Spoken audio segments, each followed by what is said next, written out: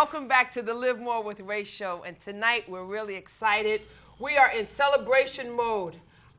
Tonight is going to be a night of special guests, and we're going to talk about a 2-year journey that we're going to let Mr. Alexander introduce his guests tonight.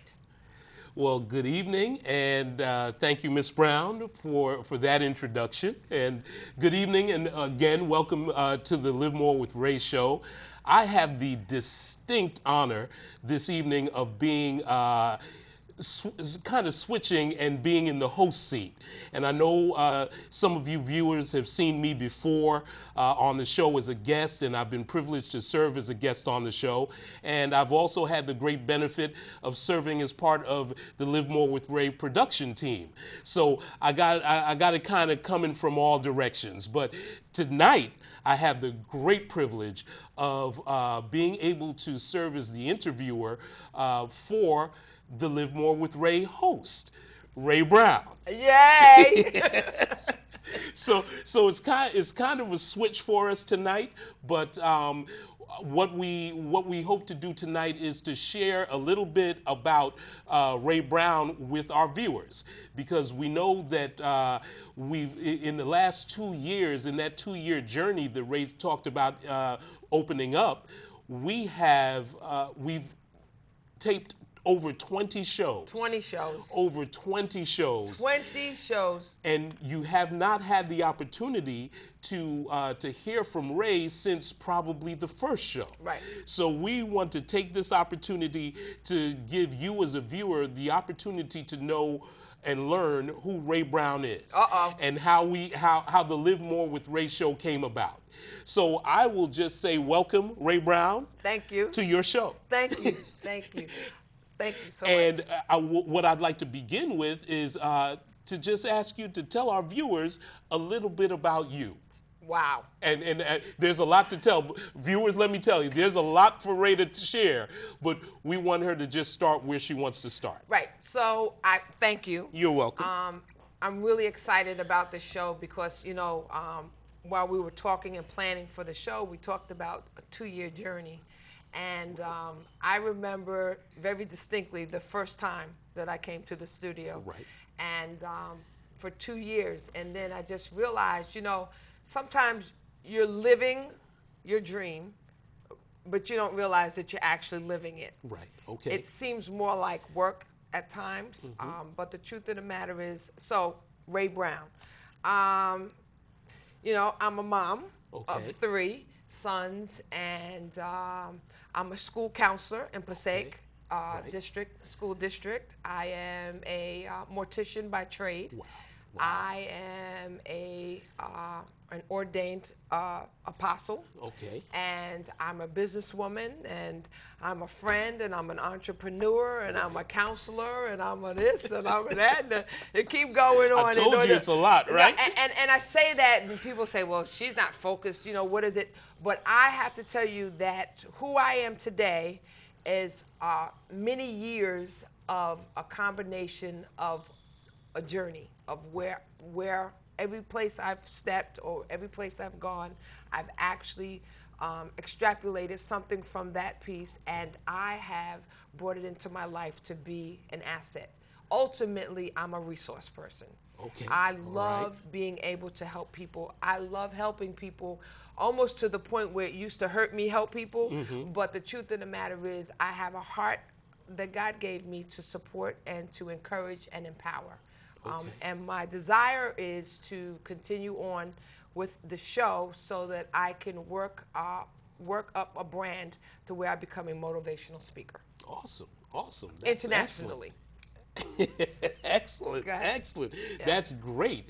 Well, motivational speaker, a resource person, a businesswoman, a mom, and I happen to know your sons, and they are awesome young men. So I know you are an awesome mom. Thank you. That goes without saying. Share with us how your professional career developed? And you mentioned a lot of things. You mentioned being a counselor, Correct. And also and a school counselor. Right. But I know personally that you do other kinds of counseling as Right, well. right. But you also mentioned being in the funeral business. Correct. And being a businesswoman beyond that as well. Right. So share with us where your professional career started. Okay. And how you moved from one area into another, and that journey and those transitions. Okay. So, of course, most of our journey starts when we're younger. Right. And in my childhood, I was raised by a pastor. Okay. Who traveled to the West Indies quite often. And I used to travel with her. And from there, I went to school. And I went to school. And when I went to live with my dad, I went to my father's job every Saturday to teach mentally challenged patients how to roller skate, how to bowl, how to do social activities, pool, playing cards, playing board games. Okay. So I went to Kingsborough Psychiatric Center every day, every Saturday in my years between 10 and 14 years old. Wow. With my dad to work. And my father trained me at that time to not laugh at people because people have issues. And a lot of times we don't ask for issues. Right. But we live in a world where things happen to us mentally. We have breakdowns, we have challenges. And he taught me how to respect an individual in any mindset that they're in and to support them in helping them do certain things. Right. Little did I know, I just thought my father was around all these people, and I didn't have a good word for him. I was like, I was scared to death of them. And he trained me not to be afraid of people with issues. Okay. And from there, I went to high school. I went to private high school. Okay. And from there, I went to school with a bunch of students whose families were very wealthy. Okay. And I often, used to laugh and say to myself, I'm hanging out with the big dogs, But I wasn't. But my peers used to talk to me a lot. And, they were into a whole lot of things. And I would share with them, getting their lives together. Little did I know it was still in the making. I was being pliable at that time. I went away to college. I went far away to college. I went to the University of Wisconsin, Milwaukee, because I wanted to get away from my parents. That was the truth is I wanted to get away. So I went out there, and I was never really afraid to travel because my father and my mother made sure that I traveled when I was younger. So this is all in the workings. I got out to college and acted the fool, to be honest with you. And then I came all the way back to Maryland, and I started getting myself together. Okay. And I wanted to help people. That's all I knew. It just oozes out of me. I have the ability and the gift and the talent to see a need. I can see when someone has a need for something, either in their heart. I can discern it, I can see it, I can sense it, and I just go in. It doesn't take much. My godmother used to tell me, we were walking down the street one time, and one of the local guys, walking around, he would say, "Good morning," and I was like, why is he talking to us? And my aunt said to me, she says, "It takes no mustard off your Frank to be nice to someone." Nice. And I was like, oh, okay. So now I'm eating Franks. And she was like, no, the lesson is you can say good morning. Good morning. And it just taught me so much. My life really taught me so much. And that was part of the journey. So I went to school for psychology. And then, I left school because I had a calling of God on my life. Okay. And I went into ministry. I have a prophetic calling on my life, and things started changing. My life started changing. My choices were horrible, and the consequences to those choices really ended up allowing me to really experience things that I think I could have avoided, but that I think it was all part of the plan of God. Right. And then after that, I always wanted to be a doctor. Okay. I always wanted to be a Quincy. Wow. I'm aging myself now. I wanted to be a Quincy, but I couldn't read very well. Okay. And the challenge was, either you learn how to read and go to school and go to medical school. And I went to downstate in Brooklyn, and I went to speak to someone in reference to going to medical school. And I told the guy, I forgot his name, who was interviewing me, I said, you know, I believe God heals people. He says, well, you're in the wrong profession because you can't do that here. We Right. do medicine and we don't do healings. So I was like, whoa. Really? You know, so I went home and I cried, and I wanted to really work with deceased people. Like Okay. I had Okay. that ability. So And that's an ability all by right, itself. right. So I went to school for mortuary science. Okay. It was a fluke how that worked out. You know, I got into school, and the week that I was in school, my grandfather died.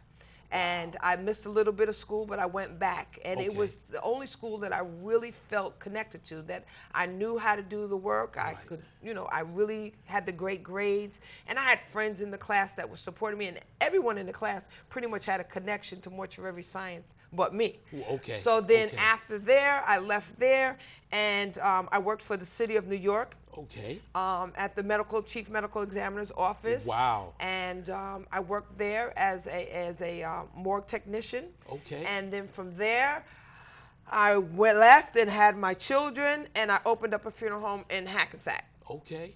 And then just recently, my dad was dying. And he always wanted me to be in the school system. And I said, well, what do I want to be in the school system? I don't want to be a teacher, you know, because I wasn't sure if I had the temperament to be a teacher nowadays, especially if you can't discipline the children. So, you know, I went to school to be a school counselor. Okay. And while I was in school, my professor and my advisor said to me, she says, you have such a passion for helping students. I said, you want to know why? Because that's what my pain was. Right, My pain right. was I didn't have the guidance in school or the support in school. You know, my Okay. teachers used to tell me you were great, but you have a bad attitude. Right, But they right. didn't understand my pain. Right, You know, they right. didn't understand what was happening to me and the life story that I was actually going through. So that being, you know, all around the mulberry bush to get to counseling and really loving and really supporting students and Okay. supporting the teachers and being an advocate for students. I'm a fighter from the perspective of I'm going to fight for my students. I'm going to Okay. fight to help you. I'm going to fight to find answers, that kind of thing. Not Yeah. not aggressive, but an advocate. Right. So, and in the midst of all of that, I was mom, and in the midst of all of that, I was pastor. So Wow. that's what I've been doing. Wow. That- That's a lot of doing. That's a a lot lot of of doing. And viewers, I hope you don't mind my style of interviewing, because I'm just sitting here enjoying listening to Rae tell about her life and her story. So I hope you're enjoying it as much as I am. But Rae, tell us about tell us about your time as a pastor. Okay. If you share that with us, Okay, please. so my time as a pastor was 13 years. Okay. I pastored in Hackensack. The name of the ministry at the time was Potter's House Ministry. Okay. And I was mentored by Bishop Jakes. Oh, wow. And, Excellent. yeah. Wow. Yeah, Wonderful. Bishop Jakes. Wonderful. And Bishop Weeks as well, but Bishop Jakes mainly. And I did in ministry what at times wasn't done for me. Okay. You know, I was saved at a very young age. I accepted the Lord at a very young age, but no one taught me how to be single and young in Christ. Right. You know, right, the right. struggle. They, you know, just don't do, say no, and keep Yeah, going. keep you know, going, yeah. and But it's a lot more than that. Right. And while I was in ministry, I actually went back to school to be a substance abuse counselor. Okay. Because I realized that, you know, people had issues, Right, and right. I needed to be able to. The church is full of sick people, and they needed support, and you know, it's just not going to happen overnight. Some things will, and some things won't. Some things there's a process to. So I did that for 13 years. I enjoyed it. The ministry is disbanded at the present time. Okay. We're now with the Summit International. Right. And with that now, we are really working on doing kingdom work. Okay. It's not a four walls, you know, it's where the Lord sends us, do what we're supposed to do, and be a blessing, and that's our assignment, and you keep it Okay, moving. okay. So that's where we are today. Wow, that's exciting. Yes. That's exciting. That's a different approach to what most people familiar with, Right. in terms of their spiritual walk. Absolutely. Wow. And it seems that you have built a life and a career based on your experiences. Exactly. Because I know sometimes people are influenced, they allow themselves to be influenced by everything around them, Right. and not what they're doing. They don't seem to carry a degree of importance. Correct. For what they're doing. Correct. So you have definitely, just in sharing what you've shared, built your life and built your career on your experiences. What are some of the things that going through the journey were most influential for you? If you don't mind sharing. All of it. No, most, things that really stand out for me. One was being a parent. Okay. Being a mom. I wanted to be the best mom. Right. I don't want to cry, but I wanted to be the best mom. Yeah. Plain and simple. And like I said, viewers, while Rae's coming through the tears, I know her sons, and she can sit here and be completely true in saying that she is the best mom. I wanted She's to be an the awesome best mom. And I wanted my sons to know that they could be anything. Right. And Awesome. I didn't care what teachers said. I didn't care what people said. My sons are the greatest. Yeah. And I speak to them, and even now they're like, "Oh, Mom, please, enough with the greatest." But there was nothing that I wouldn't fight for them to be. Right. And if they needed it, I got it. And I don't mean that in a horrible manner. And I don't mean without discipline or without discretion. Right. I mean, I support whatever their heart's desire is. If I was told years ago, if you want to be a trash collector, be the best. Be the manager, be the supervisor, walk around with the big sanitation S on your chest, but be the greatest. And that's what I instilled, and I still demand that level. Sometimes it can be annoying because, they want you to go with, "Mom, I'm doing good," and I'm like, "No, are you, and it can be annoying. I know it can be, but you know what? Their friends know it. Their peers know it. Their girlfriends know it. And I keep instilling in them that they have a God purpose and they are the greatest. Right. What do your sons do? So, what don't my sons do? I have my oldest son, Alexander. I'm very proud of him. He's in graduate school right now at St. John's. Excellent. And he just got a contract deal with I don't know if it's a sports agent. I believe it's a sports agent connection for overseas for basketball. Wow, really? Yep. He's connected with a firm in Germany. Excellent. And he's scouting in the United States for students for players that don't make the cut for the NBA, but they need to go overseas and get their skills built up and then come back and try over here or have a career over there. Right. He's presently working on that. My middle son, Aaron, who is a professional basketball player overseas in Israel. Excellent. He's doing that. And my youngest son, Andrew, is a communications major at St. John's as well as the executive director for the show here, as well as, quote unquote, a SAG member. He's going to be a comedian. He's going to be something. He's working through his process. Right. Well, and I have spiritual sons and daughters too, but everyone's doing well. Wonderful. Well, viewers, that's some of the fruit of a great mom. Yes. You've just heard some of the fruit, and that's really exciting. Thank you. Now, I know you mentioned, and I don't know how much time we have, but knowing how the show flows, we're going quickly. We have maybe about 10 more minutes. Okay. All right, great. Well, what I wanted to ask you to share with us, Rae, is you talked about ministry and how your ministry is sort of beyond the pulpit now. Correct. And I know from talking with you that part of your ministry is your show, Absolutely. Live More with Rae. Correct. And what I'd like you to do is share with our viewers how the idea for your show came about. I believe there's a there's a mantra or motto that's Correct. tied to Correct. it. Correct. And please share it with our viewers and bring them through that part of your journey. Okay, so 2 years ago, I was invited to the studio to be interviewed as a pastor, and I went for the interview, and the gentleman said, "Did you ever consider having your own show?" And I laughed because that was a deep secret that I had that I never shared with anyone.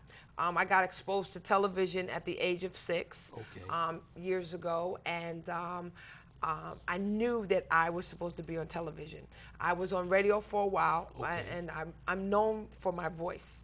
And so anyway, he said, you know, have you ever considered having a show? And I laughed, and I said, yeah. And he says, okay, so create one and be one.